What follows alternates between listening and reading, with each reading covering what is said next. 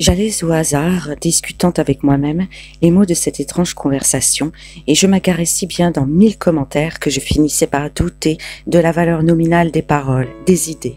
Et j'aimais cette femme froide dont le cœur voulait être conquis à chaque heure, et qui, effaçant les promesses de la veille, se produisait le lendemain comme une nouvelle maîtresse. En tournant sous les guichets de l'institut, un mouvement fiévreux me saisit. Je me souvins alors que j'étais à jeun. Je ne possédais pas un denier.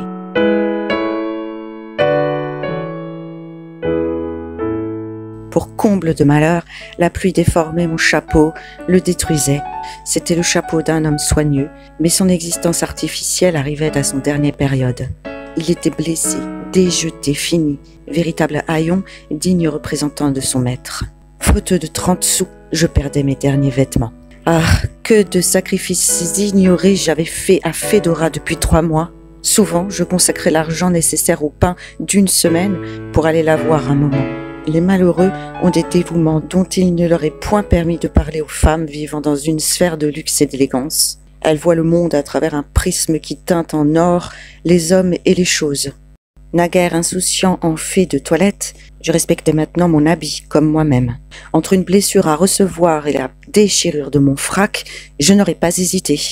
La porte de mon hôtel était entr'ouverte et, à travers les découpures en forme de cœur pratiquées dans les volets, j'aperçus une lumière projetée dans la rue. Pauline et sa mère causaient en m'attendant. J'ai entendu prononcer mon nom. J'écoutais. « Tu en parles ?» reprit Madame Gaudin. « Comme si tu l'aimais. »« Oh, je l'aime comme un frère !» répondit-elle en riant. « Ah, je serais joliment ingrate si je n'avais pas de l'amitié pour lui. Ne m'a-t-il pas appris la musique, le dessin, la grammaire, enfin tout ce que je sais ?» Je me retirai doucement, puis, après avoir fait quelques bruits, j'entrai dans la salle pour y prendre ma lampe que Pauline voulut allumer. La pauvre enfant venait de jeter un baume délicieux sur mes plaies. Ce naïf éloge de ma personne me rendit un peu de courage. Chez Fedora, le luxe était sec et réveillait en moi de mauvaises pensées. Là, cette humble misère, ce naturel exquis, me rafraîchissait l'âme. Quand je fus près de Pauline, elle me jeta un regard presque maternel et s'écria, les mains tremblantes, en posant vivement la lampe. « Dieu, comme vous êtes pâle !»« Ah, il est tout mouillé. Ma mère va vous essuyer. Oh, monsieur Raphaël, vous êtes friand de lait. Nous avons eu ce soir de la crème. Tenez, voulez-vous y goûter ?» Nos deux fiertés se comprenaient. Pauline paraissait souffrir de sa pauvreté et me reprochait ma hauteur. Je fus attendrie. Cette crème était peut-être son déjeuner du lendemain. J'acceptais. La pauvre fille essaya de cacher sa joie, mais elle pétillait dans ses yeux. « J'en avais besoin, » lui dis-je en m'asseyant.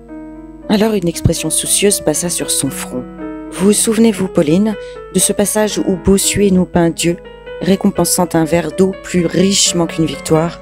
Eh bien, comme nous nous quitterons bientôt, ajoutai-je d'une voix mal assurée, laissez-moi vous témoigner ma reconnaissance pour tous les soins que vous et votre mère avez eus de moi. »« Oh, ne comptons pas, » dit-elle en riant, mais son rire cachait une émotion qui me fit mal. « Mon piano, » repris-je, sans paraître avoir entendu ces paroles, « est un des meilleurs instruments des rares. Acceptez-le. Prenez-le sans scrupule. Je ne saurais vraiment l'emporter dans le voyage que je compte faire. »« Il ne faut pas prendre tant de soucis, » me dit la mère. « Bah, restez ici. Mon mari est en route à cette heure, » reprit-elle. « Ce soir, j'ai lu l'évangile de Saint Jean, pendant que Pauline tenait, suspendue entre ses doigts, notre clé attachée dans une Bible. Et la clé a tourné. Cela annonce que Gaudin se porte bien et prospère. Allez, nous serons tous riches. Gaudin reviendra millionnaire. » Il y avait dans l'accent, dans le regard de la bonne femme, cette douce cordialité qui n'efface pas le chagrin, mais qui l'apaise, qui le berce et l'émousse. Pauline, plus perspicace que sa mère, m'examinait avec inquiétude. Ses yeux intelligents semblaient deviner ma vie et mon avenir. Je remerciais par une inclination de tête la mère et la fille, puis je me sauvais, craignant de m'attendrir. Un homme sans passion et sans argent reste maître de sa personne, mais un malheureux qui aime ne s'appartient plus, il ne peut pas se tuer. C'est le plus horrible des malheurs, le malheur avec une espérance qui vous fait accepter des tortures. Je m'endormis avec l'idée d'aller le lendemain confier à Rastignac la singulière détermination de Fedora.